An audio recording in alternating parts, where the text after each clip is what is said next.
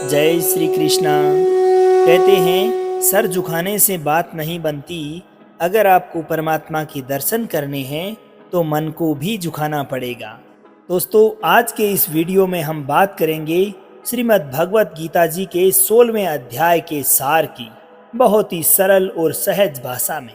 इससे पूर्व के वीडियो में श्रीमद् भगवत गीता के 15वें अध्याय में हमने जाना कि किस प्रकार से ये दुनिया एक भ्रमित जाल है, कैसे हम इसमें उलझ कर रह जाते हैं और ऐसा क्या किया जाए कि इस भ्रमित माया जाल से अपने आप को उभारा जा सके, बाहर निकाला जा सके और अंततः अपने लक्ष्यों को प्राप्त किया जा सके। अब श्रीमद् भगवत गीता के 16वें अध्याय में आज हम जानेंगे कि मनुष्यों का आचार व्यवहार किस प्रकार का होना चाहिए, दूसरे लोगों के प्रति हमारा आचरण किस प्रकार का होना चाहिए और वे कौन सी विशेषताएं हैं जिनको अपनाकर एक मनुष्य अपने कार्य क्षेत्र में सफलता प्राप्त कर सकता है या फिर अपने जीवन में शांति प्राप्त कर सकता है। तो चलिए विस्तार पूर्वक जानते हैं श्रीमद् भगवत गीता के 16वें अध्याय से मिलने वाली सीख और शिक्षाओं के बारे में। दोस्तों, अधूरा ज्ञान हमारे किसी काम का नहीं होता, इसलिए इस वीडियो को पूरा अंत तक अवश्य देखें। अगर आप इस चैनल पर पहली बार आए हैं तो चैनल को सब्सक्राइब कर नोटिफिकेशन के बेल आइकन को जरूर ऑन करें, क्योंकि आगे भी आपको इसी से संबंधित आने वाले वीडियोज मिलते रहेंगे। इस अध्याय में भगवान श्री कृष्ण मनुष्यों में पाई जाने वाली आसुरी और देवीय दो प्रकार की शक्तियों के बारे में वर्णन करते हैं। इन दो प्रकार के गुणों के बारे में वर्णन करते हैं।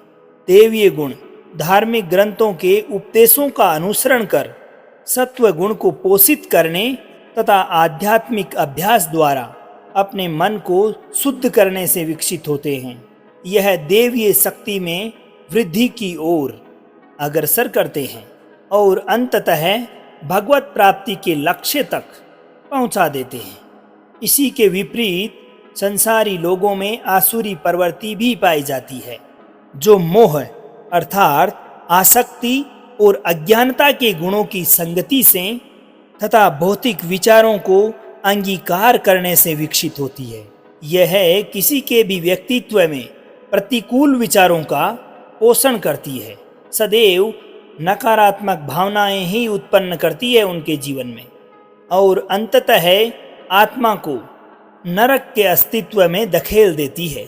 दोस्तों, जिस प्रकार से हमारे इस चैनल पर श्रीमद् भगवत गीता के एक एक अध्याय का वीडियोज लाया जा रहा है, इन सब को आपने एक रूटीन से ध्यानपूर्वक अगर सुना है और समझ रहे हैं तो आपको अवश्य याद होगा कि 9वें अध्याय में भगवान श्री कृष्ण ने एक बात की थी, देवीय संपद और आसुरी संपद की। उन्होंने ये कहा था कि आसुरी स्वभाव वाले मनुष्य मुझे तुच्छ कहकर पुकारते हैं, क्योंकि उन्हें केवल ये मनुष्य शरीर दिखाई देता है। आसुरी स्वभाव वाले मनुष्य मुझे सही स्वभाव से नहीं जान पाते, लेकिन इसी के विपरीत जो देवीय संपद वाले हैं वो मुझे सदैव अनन्य भक्ति के साथ भजते रहते हैं, मेरा स्मरण करते रहते हैं, बहुत ही श्रद्धा के साथ में मेरा भजन कीर्तन करते हैं। देवीय संपद और आसुरी संपद, ये दो बातें भगवान श्री कृष्ण ने 9वें अध्याय में कही, लेकिन अब 16वें अध्याय में भगवान श्री कृष्ण इस बात को समझाने जा रहे हैं कि देवीय संपद क्या है और आसुरी संपद क्या है। देवता और असुर, जिनके बारे में बहुत सारी कथाएं तथा कहानियां हमने सुनी हैं, ये वास्तव में कैसे होते हैं, इनकी जो विशेषताएं हैं या उनके जो गुण तथा अवगुण है, उन्हीं को यहाँ पर 16वें अध्याय में वर्णित किया गया है। यहाँ श्री कृष्ण समझाते हैं कि हे अर्जुन, इस संसार में दो तरह के स्वभाव हैं, देवीय स्वभाव और आसुरी स्वभाव, यानी कि देवता के समान आचरण और असुरों के समान आचरण। भगवान श्री कृष्ण कहते हैं कि अर्जुन, तुम्हें बिल्कुल भी परेशान होने की आवश्यकता नहीं है, क्योंकि तुम देवीय संपद को प्राप्त हो चुके हो। इसलिए पहले मैं तुम्हें देवीय संपद के बारे में ही बताऊंगा। इस अध्याय के प्रथम श्लोक में भगवान कहते हैं कि अभ्यम सत्व संशुद्धिर्ज्ञान योग व्यवस्थिति दानम दमश्च यज्ञश्च स्वाध्यायस्तप आर्जवम। अर्थात परम पुरुषोत्तम भगवान ने कहा, हे भरतवंशी, निर्भयता, मन की शुद्धि, आध्यात्मिक ज्ञान में दृढ़ता, दान, इंद्रियों पर नियंत्रण, यज्ञों का अनुष्ठान करना, धार्मिक पुस्तकों का अध्ययन, तपस्या और स्पष्टवादिता देवीय संपद लोगों के लक्षण हैं। भगवान कहते हैं कि देवीय संपद प्रवृत्ति जिन मनुष्यों में होती है, जो देवताओं के समान व्यवहार करते हैं, उनमें भय का अभाव होता है, निडर होते हैं। उन्हें किसी प्रकार का डर नहीं होता तथा उनके अंतःकरण की शुद्धता होती है। उनके अंदर ध्यान करने के लिए दृढ़ स्थिति होती है। जब वो ध्यान में बैठते हैं तो फिर उनका मन ध्यान में ही लग जाता है, इधर उधर भटकता नहीं, चंचल नहीं होता। इस प्रकार से वे सर्वस्व का समर्पण कर देते हैं और अपने संपूर्ण तन मन तथा धन से भक्ति में ही लग जाते हैं। इस प्रकार कभी भी भय नहीं करना, अपने मन को शुद्ध रखना, सदैव परमात्मा को ही याद करते रहना तथा अपनी इंद्रियों को वश में रखना, धर्म ग्रंथों का पाठ करना, किसी भी जीव को कष्ट नहीं देना, हर प्रकार की परिस्थिति में समभाव रहना, एक समान भाव, हर जीव को बराबर समझना, कभी भी क्रोध और मोह नहीं करना, क्षमा का भाव रखना, धैर्य रखना और यहाँ तक कि अपने में जो संचित गुण है उनका भी अभिमान न करना। यही देवीय स्वभाव है। दोस्तों, ये अध्याय दिव्य प्रकृति के दिव्य गुणों से संपन्न पुण्य आत्माओं के निरूपण से प्रारंभ होता है और अब आगे इसमें आसुरी गुणों का वर्णन किया गया है, जिनका अति सतर्कता के साथ त्याग करना चाहिए, क्योंकि ये आगे आत्मा को पुनः अज्ञानता और संसार अर्थात जीवन और मृत्यु के चक्र की ओर खींचते हैं। आगे भगवान श्री कृष्ण कहते हैं, द्वो भूत सर्गो लोके अस्मिन् देव आसुरैव च देवो विस्तरश्च प्रोक्त आसुरम पार्थ में शृणु। अर्थात इस नाशवान संसार में दो प्रकार के प्राणी हैं, एक वे जो देवीय गुणों से संपन्न है और दूसरे वे जो आसुरी प्रवृत्ति के हैं। मैं देवीय गुणों का विस्तार से वर्णन कर चुका हूँ। अब हे अर्जुन, तुम मुझसे आसुरी प्रवृत्ति वाले लोगों के संबंध में सुनो। दोस्तों, अब आसुरी प्रवृत्ति वाले लोगों के बारे में भगवान श्री कृष्ण बताते हैं कि हे अर्जुन, घमंड, क्रोध, सांसारिक आसक्ति, घृणा, अज्ञान, वासनाएं, ईर्ष्या करना और शरीर को इंद्रियों के वश में रखना आसुरी स्वभाव है। आसुरी स्वभाव रखने वाले मनुष्य ना तो एक दूसरे से सम्मानपूर्वक बात करते हैं और ना ही कभी सत्य बोलते हैं। बुरे कर्मों के चलते जिनका स्वभाव पूरी तरह से नष्ट हो चुका है तथा बुद्धि बिल्कुल मंद हो चुकी है और जो केवल और केवल इस संसार में विनाश का ही कारण बनते हैं, इस प्रकार के व्यक्तियों की इच्छाएं कभी पूरी नहीं होती।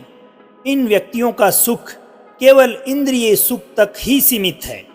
ऐसे लोग हमेशा और अधिक वस्तुएं प्राप्त करने की लालसा रखते हैं और निरंतर इन्हीं लालसाओं की पूर्ति में लगे रहते हैं।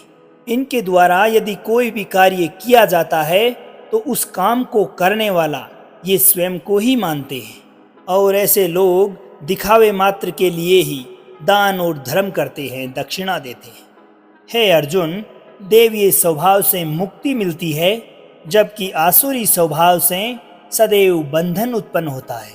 जो लोग आसुरी प्रवृत्ति के होते हैं, उन लोगों को तो मैं बार बार असुरों का ही जन्म देता हूँ और इस प्रकार से असुरी प्रवृत्ति वाले बार बार नीचे ही गिरते रहते हैं। हे अर्जुन, काम, क्रोध और लोभ ये नरक के ही 3 द्वार हैं, इसलिए जितना जल्दी हो सके इन्हें छोड़ देना चाहिए। जो भी मनुष्य इन तीनों नरक के द्वारों को छोड़ देता है, इनका त्याग कर देता है, वो तो फिर मेरे ही आश्रय में आता है। इसलिए हे अर्जुन, तू शास्त्रों समेत इस देवीय स्वभाव को प्राप्त करके निरंतर आगे बढ़ता जा। इस अध्याय के अंतिम श्लोक में भगवान श्री कृष्ण कहते हैं कि तस्मात् शास्त्रम प्रमाणम ते कार्यः कार्ये व्यवस्थितो ज्ञात्वा शास्त्र विधानोक्तम कर्म कर्तुमि हारहसि।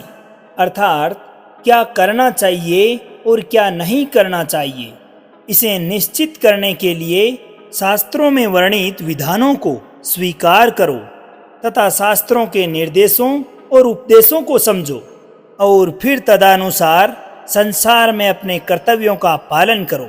भगवान श्री कृष्ण इस अध्याय का समापन करते हुए बताते हैं कि क्या किया जाना चाहिए और क्या नहीं किया जाना चाहिए, इसका निर्णय करने का अधिकार केवल वेद शास्त्रों को ही दिया गया है।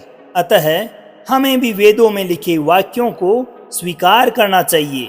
हमें इन वैदिक शास्त्रों के विधि निषेधों को समझना चाहिए और तदनुसार इस संसार में अपने कार्यों को निष्पादन और दायित्वों का निर्वहन करना चाहिए। दोस्तों, देवीय स्वभाव और आसुरी स्वभाव दोनों हमारे हृदय में ही रहते हैं और लगातार हमारे व्यवहार तथा आचरण को प्रभावित करते रहते हैं। कभी हम में आसुरी संपत्ति जब आ जाती है तब हम असुरों के समान व्यवहार करने लगते हैं, और जब देवीय संपत्ति आ जाती है तो फिर हम देवताओं के समान आचरण करने लगते हैं। अतः हमें अपने मन तथा इंद्रियों पर नियंत्रण करते हुए अपने जीवन को सुखमय और सफल बनाने के लिए इन देवीय और आसुरी लक्षणों को पहचान कर अपने आप को देवीय स्वभाव में लगाना चाहिए। और जैसा कि भगवान श्री कृष्ण ने मुख्य रूप से कहा है कि काम, क्रोध और लोभ ये तीनों ही नरक के द्वार हैं, तो हमें ये निश्चित कर लेना चाहिए कि ये हमारी सफलता के सबसे बड़े शत्रु हैं और हमें इनसे अपने आप को हमेशा बचाकर रखना चाहिए। तो दोस्तों, भगवान श्री कृष्ण इस अध्याय के माध्यम से सार रूप में यही बताना चाहते हैं कि हम लोग जब भी कोई भी कार्य करते हैं तो हमारे मन में असुरी और देवताओं की भांति सोचने की दोनों प्रवृत्तियां उत्पन्न होती है। एक मन करता है कि हम ये गलत कार्य कर लें, लेकिन पुनः फिर हमारे मन में चेतना होती है कि हमें ऐसा नहीं करना चाहिए। तो दोस्तों, बताया यही गया है कि हमारे मन में उत्पन्न होने वाले ये द्वंद्व को हमें पहचानना है और सदैव देवीय प्रवृत्ति की तरफ अग्रसर रहना है। तो दोस्तों, इस अध्याय से आपने आज क्या सीखा, कमेंट करके जरूर बताइएगा। उम्मीद है कि आपको ये वीडियो पसंद आई होगी। अगर वीडियो पसंद आई है तो वीडियो को लाइक कर अपने स्वजनों, अपने रिश्तेदारों तथा अपने साथ के लोगों के साथ जरूर शेयर करें, ताकि इससे मिलने वाली सीख और शिक्षाओं को वो भी समझ सकें, ग्रहण कर सकें अपने जीवन में। तो दोस्तों, ये था श्रीमद् भगवत गीता का 16वां अध्याय।